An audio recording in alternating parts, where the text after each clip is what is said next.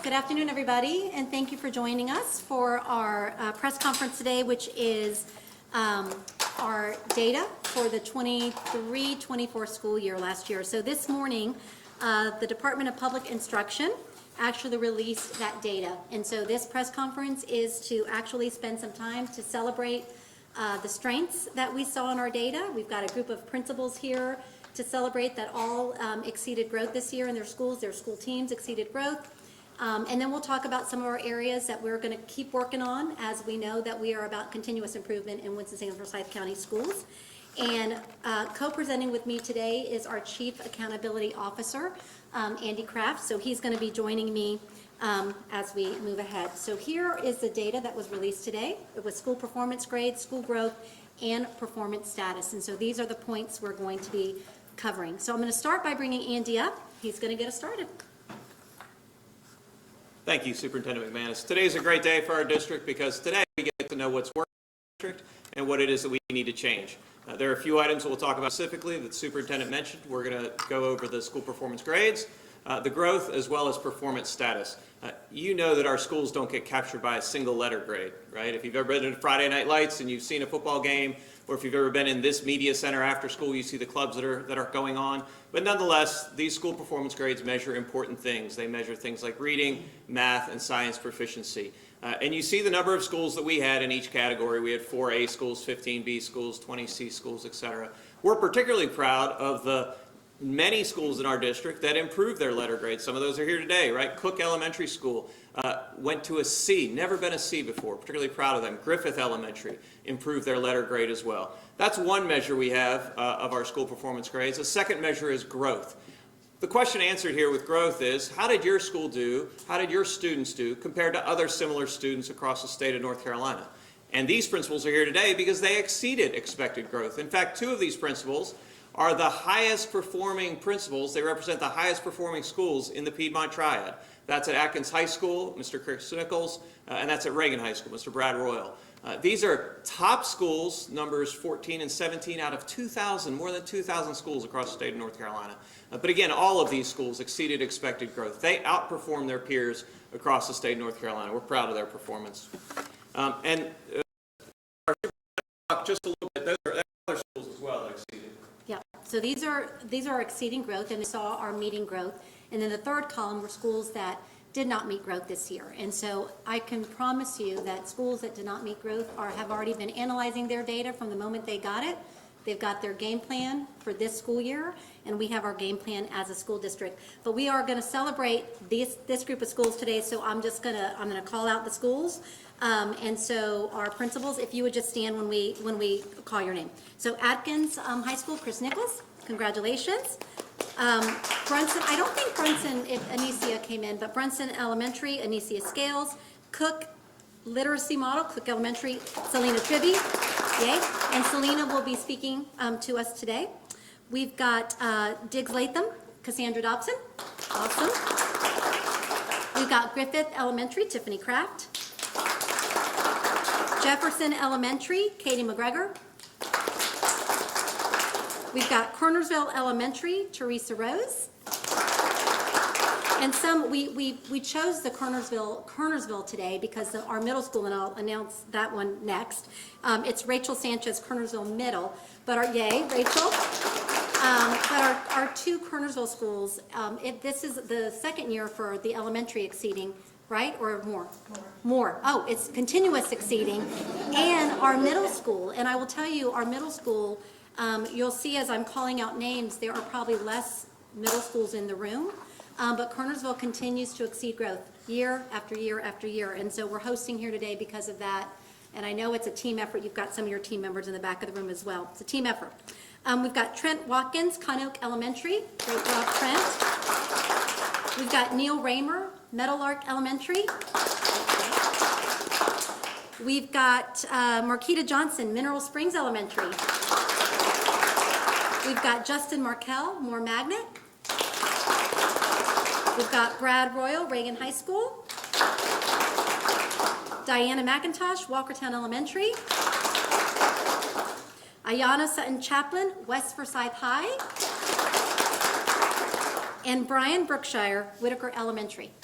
Yay. So again, those are schools that exceeded growth, and Mr. Kraft explained what that meant. And then we have a whole group of schools that met growth as well. So when compared to similar schools, they met growth. They performed similarly to them across the state. Oh, yes. Oh, of course. Andy, you were going to do this one? Okay, thanks. All right, performance status. Okay. Thanks. As we said, we're here today to learn what works in our district and what we need to change. And we do that through looking at school performance grades. We look at that through growth. And then finally, this status, this performance status. The state of North Carolina designates some schools as low performing. That is, if they received a D or an F and they did not exceed expected growth. This little visual you see on the screen emphasizes the majority of our schools are not low performing schools. There are some, and that's where we focus as school administrators to say, what are we going to do to improve the outcomes? Obviously, we know those answers. Those principals are here in the room, and they can tell us what worked in their schools, and those are the lessons that we apply in our schools that are struggling. So, one of our goals, as we know, is our reading goal at 3rd grade. And everyone knows we set a goal a few years back of 90 by 25. This is that last year.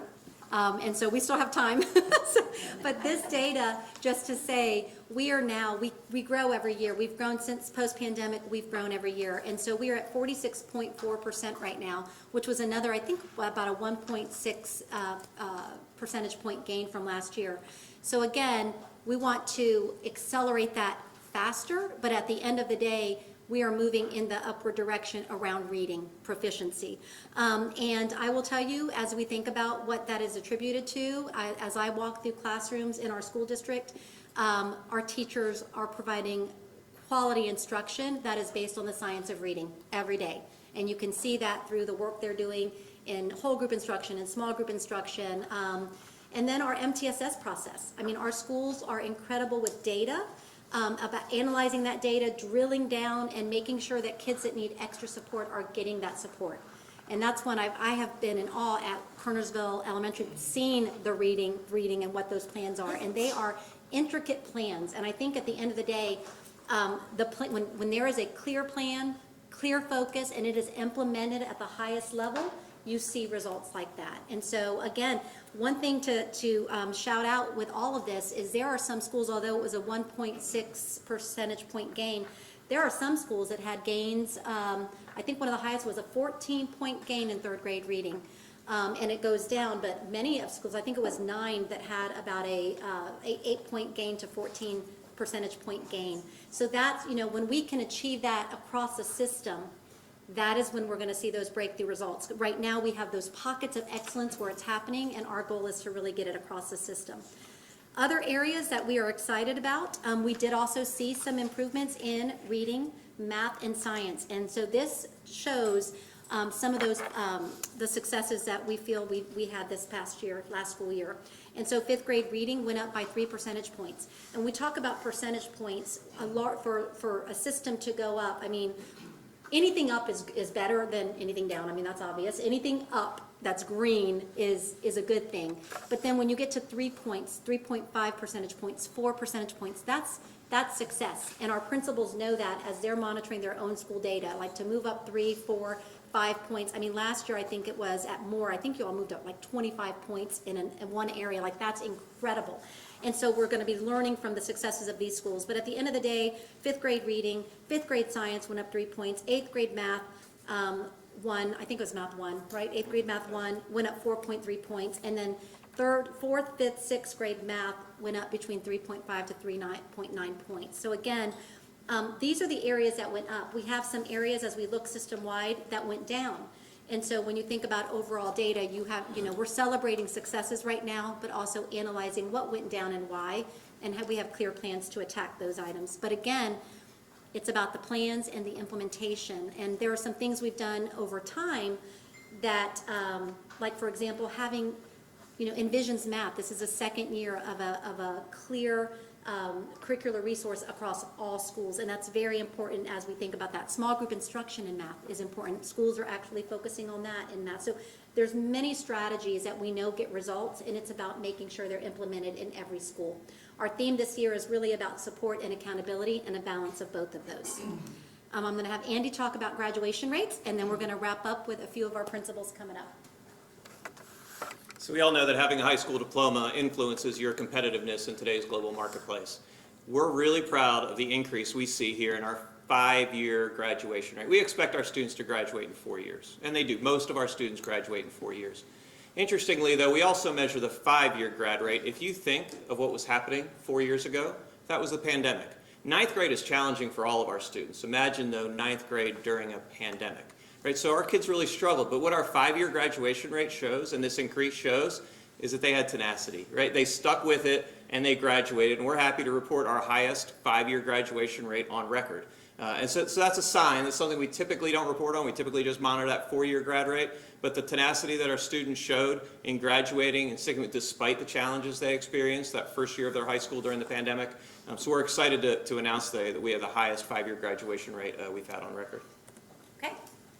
Another area of focus, we do have, when we think about what strategies are actually making the most difference, we know that it takes a really strong building principal in every school to get great results, but they don't do that. They do that by engaging and kind of galvanizing this incredible team of teachers and student services staff and just that entire school. I mean, it takes everyone doing this. And so one of the areas that we feel has been a success when it's implemented with fidelity, and the principles that are listed here, they have opportunity culture working, and this is where you are using advanced teacher roles within your own building, teacher leaders within your own building to actually work with other teachers to build capacity across your team. It increases ownership, because again, when you start to get really great breakthrough results, it's when your staff owns these results, owns the strategy, owns the improvement efforts. And you'll see that, like if you were to walk around Kernersville Middle that we're at today, you see that. It is like an all-in team effort. And I bet if you went around and asked every principal about that, they're going to talk about that same thing. So opportunity culture is really about these advanced teacher roles, and it's a unique and innovative staffing model. Our school district was honestly out the gate.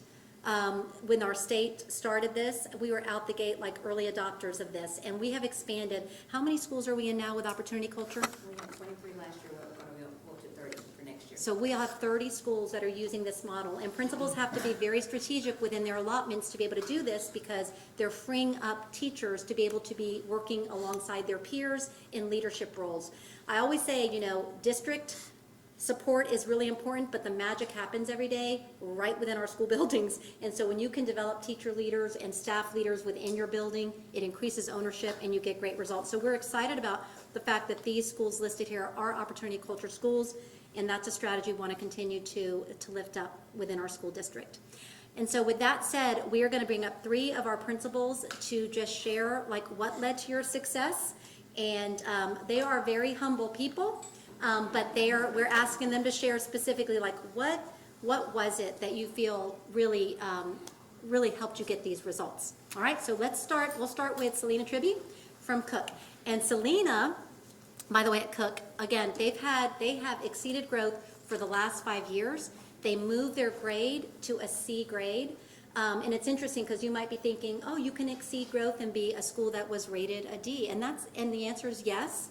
And that's frustrating for principals, right? It's frustrating because because that grade actually, you know, it can be, I'm just going to say demoralizing, I think, as a former principal that was always trying to bring up that grade.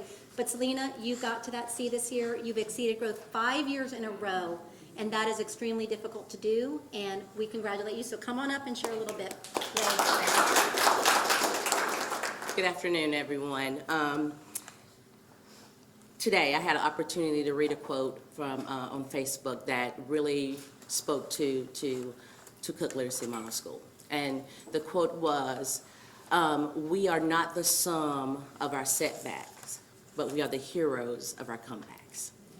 And that describes the students and the staff at Cook Literacy Model School. They are dedicated our staff is dedicated to our students with high expectations. Our students are some of the most resilient students that I know. I've had the opportunity to serve. They come in every day ready to learn, and if they're not ready, we make sure that we have an environment that gets them ready.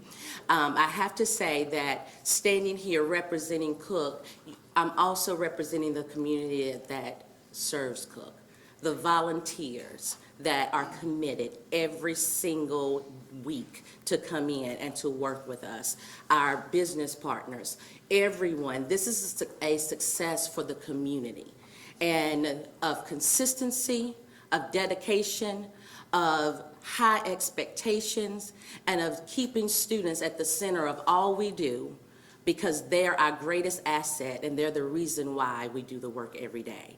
So hats off to our students, to our families, to that amazing staff, and to the community for the success of Cook Literacy Model School. Thank you.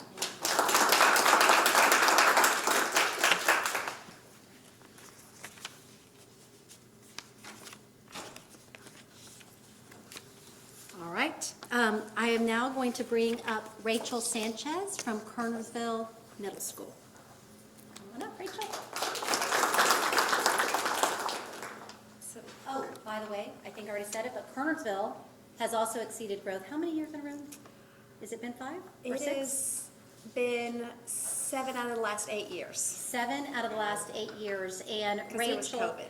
Oh, because That yes. that COVID year got us. That COVID, that took us all backwards. It after did, that. it did. But I will say that, and Rachel was here as the assistant principal. Yes. And she transitioned to the principalship. Yes. And I'm sure Lisa is singing, like, excited about this great Yes, she data. is. But anyway, so congratulations. Thank you very much. So I do have to acknowledge Miss Duggins because she was influential in all that happened. So I worked closely with her for 8 years in building this instructional model that has been successful at Kernersville Middle School. So thank you everybody for being at my school. We're very glad that everyone is here, and I'm completely humbled and honored for everyone to be here so I can share with you some of the things that we're doing at Kernersville Middle School. One, absolutely amazing staff that is hardworking and dedicated in everything that they do. Our vision is to empower students for an ever-changing future, and that is what the heart of what we do and how we're achieving some of our results. And one thing that we do is we use our data to look at each student as an individual, not just through a wide lens, but when EVOS rolls out their predictor scores here in a few weeks, we look at those as in each individual child and ensure that each individual child is being their personal best. And so if we're looking at that and the students are not reaching their growth index, then we look at that child and first we say, what are we doing? And we reflect on our own individual instruction. And then we look at the child as a whole. What do they need? Do they need student services? Do they need a behavior or an academic intervention? Or do they need an attendance intervention? And when we get to our academic intervention, this is this whole team philosophy that Ms. McManus mentioned. We have an intervention block every morning for 25 minutes where our wonderful Encore teachers come and push into classrooms so that our math, ELA, and 8th grade science teachers can pull small groups. And they pull small groups of teachers, of students, not the teachers, of the students that need similar interventions.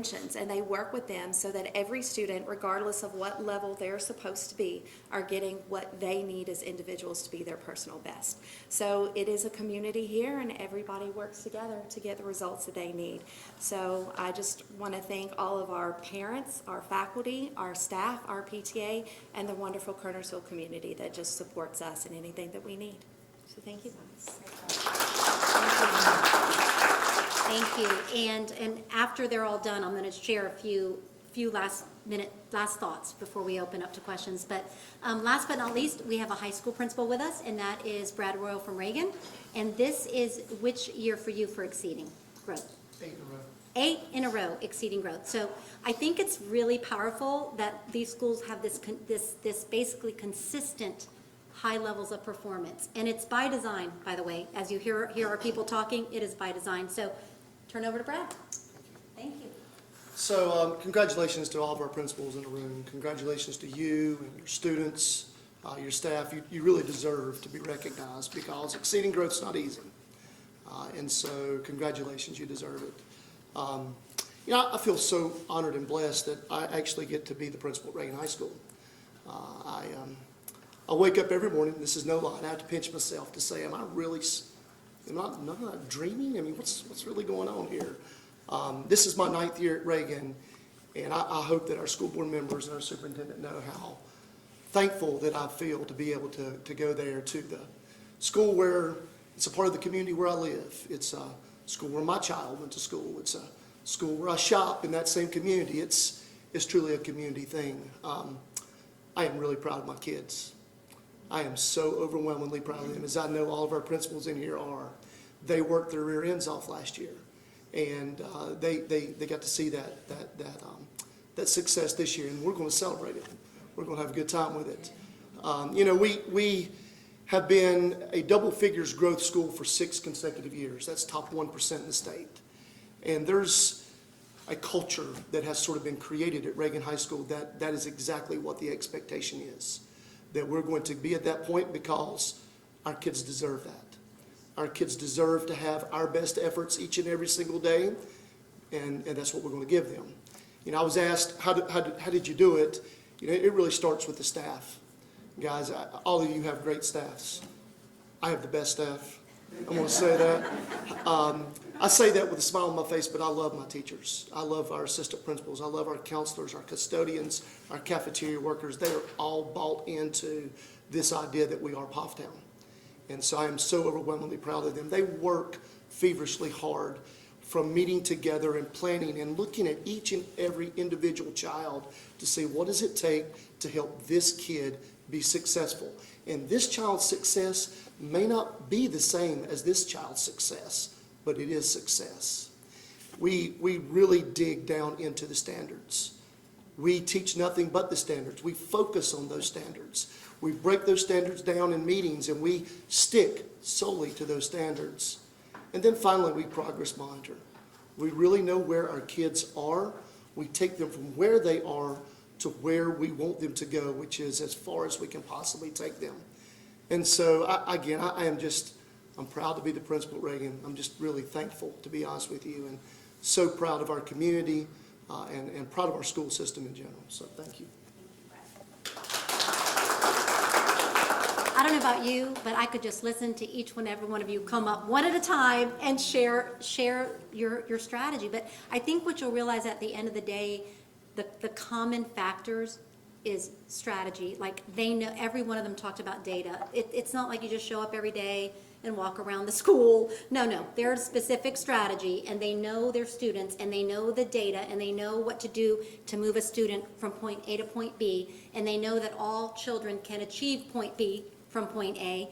And so there's just that culture, and every one of you described that use of data like perfectly. I think we also heard community. And I would be remiss if I didn't say that we have a lot of community members. Every school has community members that are pouring into students. You described that, Selena, at Cook. I know you have churches and people that are very committed, Rotaries, and just tons of volunteers.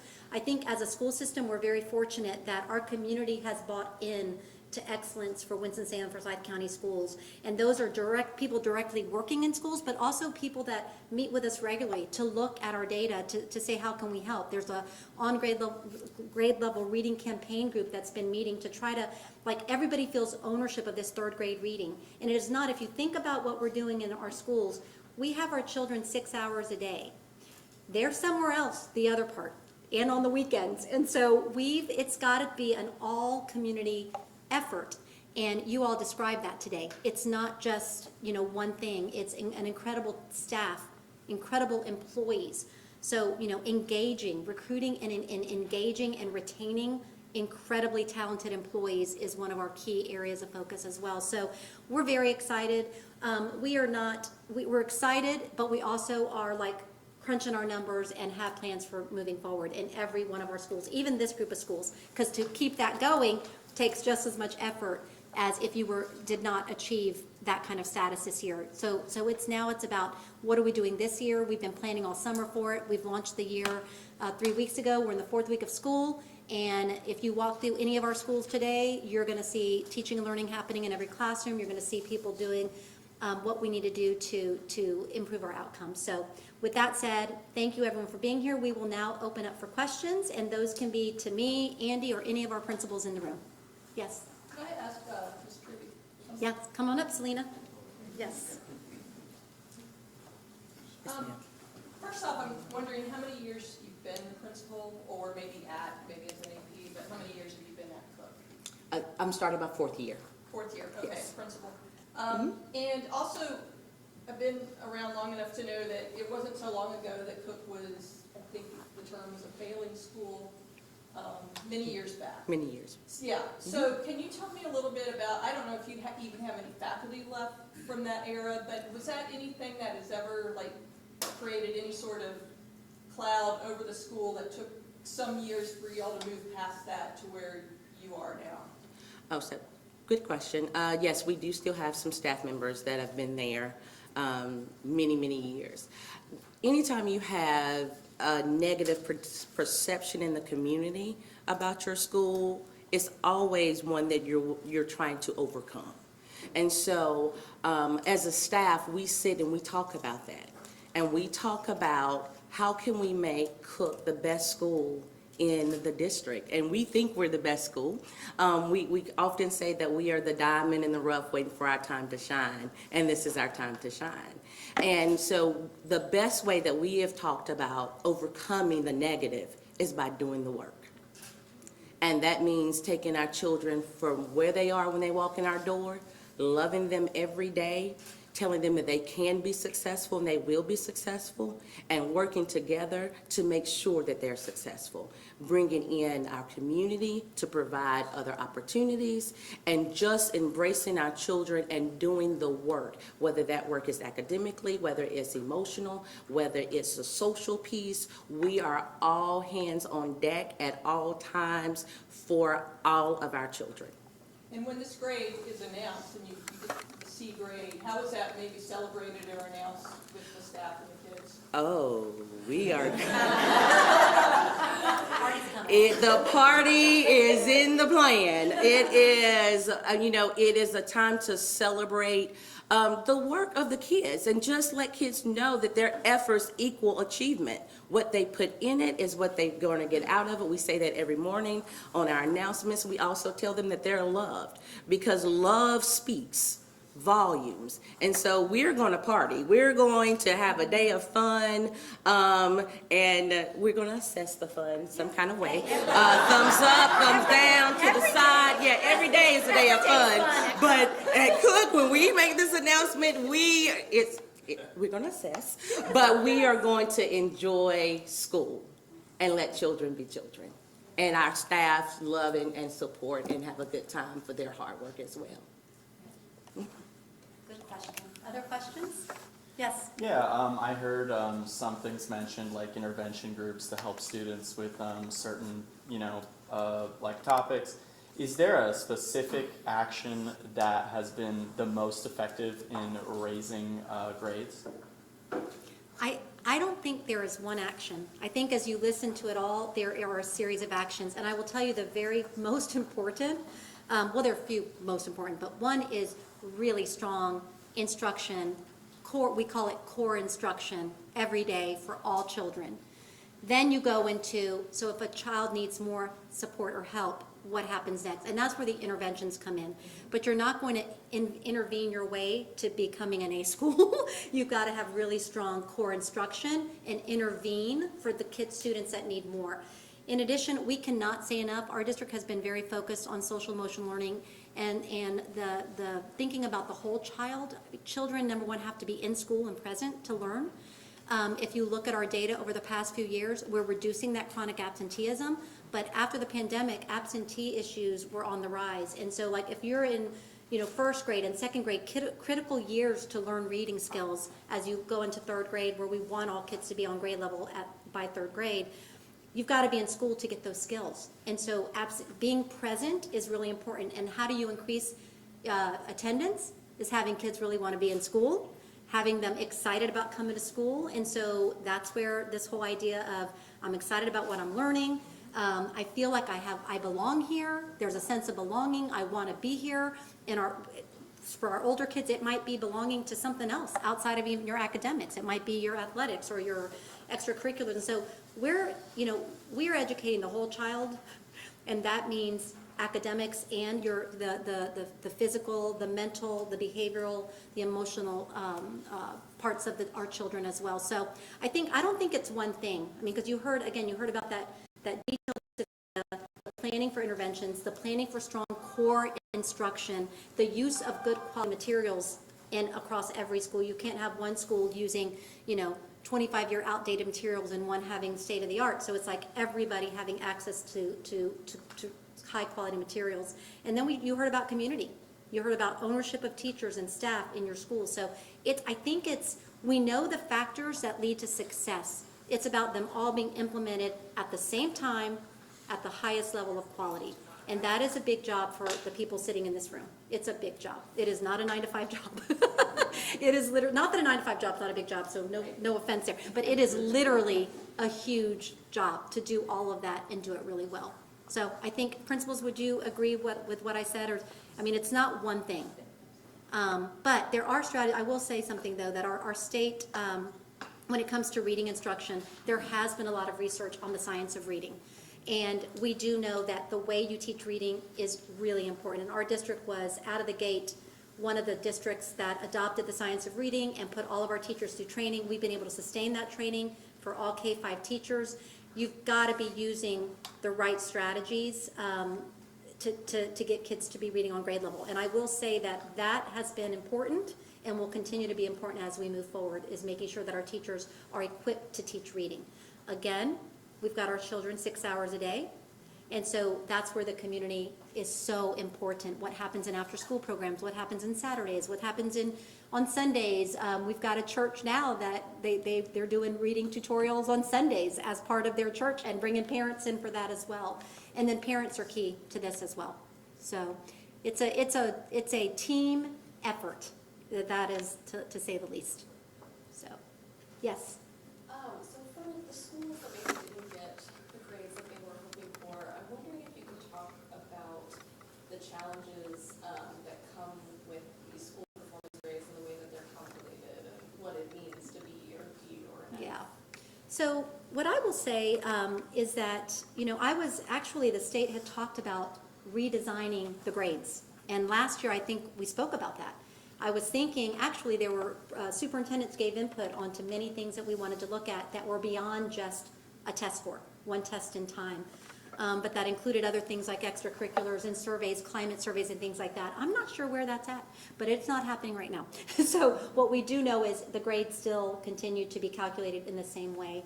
What I will say is that, if we took a trip into, through all of our schools, even some of the schools that may have a grade of F, and some folks in this room have experienced this, you are not going to feel that when you walk into the classrooms in the school.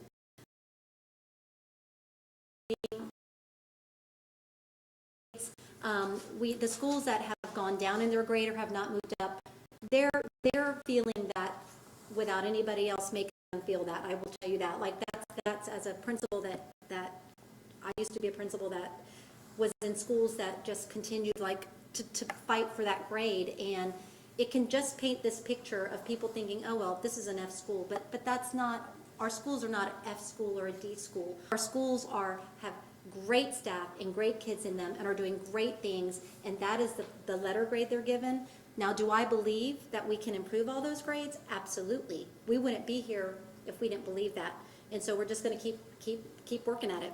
We're going to win the Super Bowl. It's going to take lots of practice and lots of doing the right thing every day. And so we've got some really good plans in place to support our schools so they can all achieve that success. Because I will tell you, the community does. Those grades, although we say we don't want to make that our only focus, they do weigh in on a community. If your school's been a D for the last 3-5 years, people say, well, this is a D school. And that's not. Cook is a prime example. The work you've done, you're an A school in my opinion, but that's not how it's calculated. So did I answer your question? So at the end of the day, what we're doing right now is it's not just about the grade, but it's about breaking that down into each indicator that makes up that grade. And when you look at those indicators, then you drill down to, okay, what could we have done better there? And I really believe, and I talked to principals this morning, that your data is really by design. And so if you look at an area of success you had, if it was third grade reading, if it was fourth grade reading, if it was third grade math, whatever it was, what did you do? Because you did something specifically. Again, it's by design. And we believe we've got the right things in place, the right leaders, the right teachers, our students are incredible, absolutely incredible. We've got a great community. We believe we have all the ingredients to improve every grade, to improve all those grades, to improve schools that are right now low performing and make sure they meet growth next year or higher. And so, yep, it can be done. Back here. Yes, ma'am. Hi. So you were talking about the school grades, but you're also talking about schools that are exceeding growth, regardless of the grade that they were receiving. Yes. What does that really mean, and what should families take away from that metric maybe Versus the grade. school grade?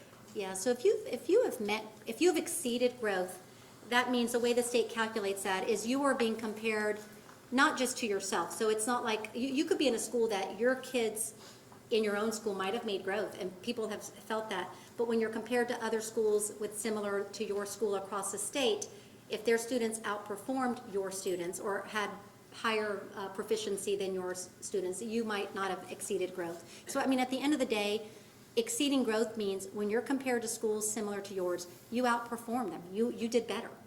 And I think, what does that say? It says, wow, some incredible work has happened in that school to be able to say that you've exceeded growth. And I think that means probably more than the letter grade.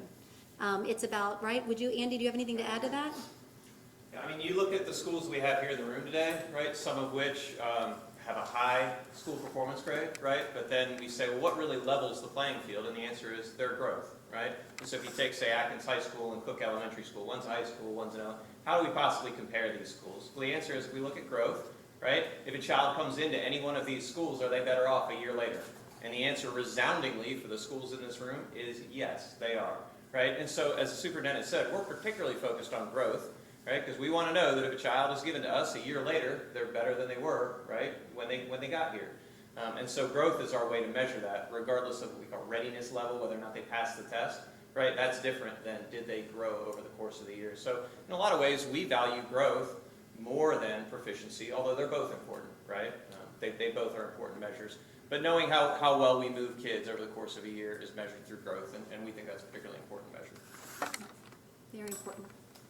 When we look at proficiency, though, we again, some of that data that it said, like we went up three percentage points, that is on the number of kids proficient. So that's also something we are very focused on. Like, how are our kids doing, especially as we say, okay, third graders this year, how are they doing now when they get to fourth grade? Comparing those cohorts, and are our kids growing over time? Our goal is that at the end of elementary, if all of our kids are proficient, imagine what that will mean for middle school then, once they're there. And so really, it's about, it's all just about doing what we need to do to make sure that all of our students are successful, and that's every single one of them, leaving nobody behind, so, yeah. We also have any more burning questions, so we have to get these principals back to their professional development day. Yes, we're in a meeting today. Just one real quick question. You mentioned some plans for the schools which may not have reached the grade that they wanted to. Could you share just the outline of those plans, or is that still in the works? Yeah, no. So every school already has their own school improvement plan. They've analyzed the data this past, as they were getting it. It wasn't released until today, but our schools have been getting it since students were taking tests in the spring, like in May. And so they got it in June, and they've already created school improvement plans, and that's very targeted by what exactly they need in their individual school. We've got district-wide plans that we are monitoring across the entire school district, and we've talked about those during pre-planning. One of those things, honestly, is what we're calling deeper learning, and that is that we are ensuring that instruction in every classroom is that students are able to be actually using our skills in the portrait of a graduate. So are they able to communicate? Are they able to think critically? Are they building those skills of collaboration? And so learning is more engaging when you're thinking critically, when you're collaborating, and when the learning is also rigorous in nature. And so that is really a main focus of work, making sure instruction in every classroom, in every school is at that level. Our students have talked to us about that. We have had a lot of messaging around let's kind of put the Chromebook to the side and let's really engage in that hands-on instruction, and all of our building leaders are working to do that.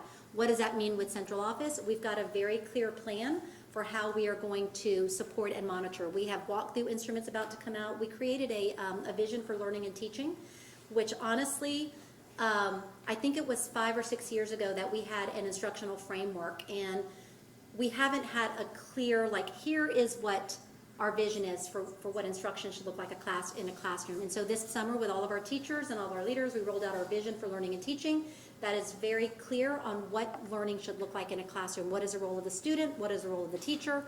That is something we are going to continue pushing out, designing training around. Principals meetings, that's what's happening in them. Making sure we've got walkthrough tools where we can assess, is that happening? And then honestly, it's about support then. If it's not happening, what extra support does that school need?